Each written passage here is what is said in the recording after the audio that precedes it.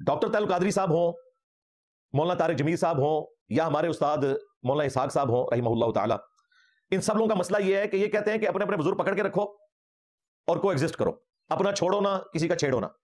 हमारा मौकिफ यह है कि अपने बाबों से पहले दस्तबरदार होना है। सारा फितना इन बाबों का खड़ा किया हुआ है।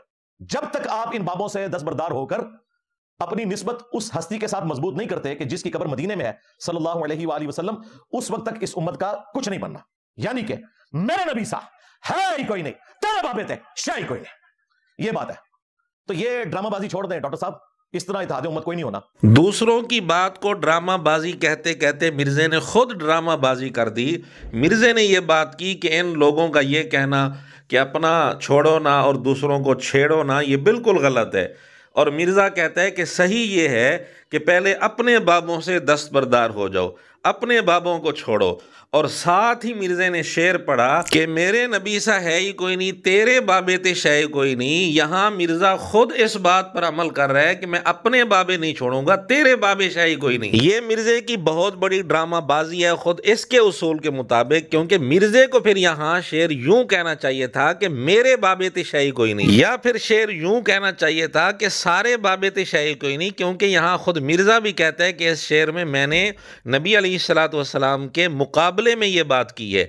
तो हुजूर अलैहिस्सलातु वस्सलाम के मुकाबले में अगर ये बात है तो फिर तो जितने भी बाबे हैं वो कोई शय नहीं है आप अलैहिस्सलातु वस्सलाम के मुकाबले में। लेकिन यहाँ मिर्ज़े ने तेरे की कैद लगाकर अपने बाबे बचा लिए, और नऊज़ुबिल्लाह इसका मतलब फिर ये बना, मिर्ज़ा ये कहना चाहता है कि मेरे बाबे बड़ी शय हैं हुजूर अलैहिस्सलाम के मुकाबले में, नऊज़ुबिल्लाह। अगर मिर्ज़े का कोई शागिर्द कहे कि मिर्ज़े का बाबा हुजूर अलैहिस्सलाम के अलावा कोई भी नहीं, तो हम मिर्ज़े की वीडियो से साबित करेंगे मिर्ज़ा बहुत सारे लोगों को अपना बाबा मानता है। फिर मिर्ज़े ने इस शेर में तेरे का लफ्ज़ जो बढ़ाया, हालांकि मिर्ज़ा पहले शेर पढ़ता था तो तेरे का लफ्ज़ नहीं बोलता था, लेकिन बाद में इसने तेरे का लफ्ज़ बोलना शुरू कर दिया।